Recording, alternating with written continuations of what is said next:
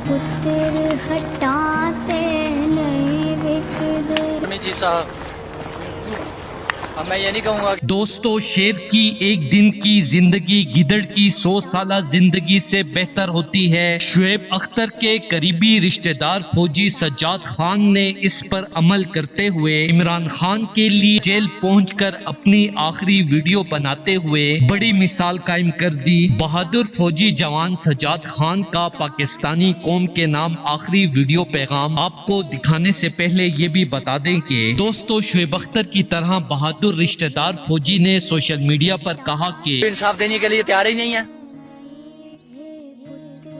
पिछले दिन आने मर के ये बता दिया कि हमारे माशरे में इंसाफ है ही नहीं है। अब मैं आपसे पूछता हूँ कि आप क्या चाहते हैं? मैं आपसे पूछता हूँ आप क्या चाहते हैं? कि हम भी इंडियन आर्मी की तरह खुदकुशी करना शुरू कर दें? पाकिस्तान की खबर भी आए कि पाकिस्तान के आर्मी के एक सोल्जर ने खुदकुशी कर ली। आप ये चाहते हैं आर्मी की बदनामी हो, पाकिस्तान आर्मी की बदनामी हो? मैं तो नहीं चाहता, लेकिन मजबूरी है, क्या करूं? ब्रिगेडियर ही जनरल से ऊपर हो गया, ब्रिगेडियर ही आर्मी चीफ से ऊपर हो गया।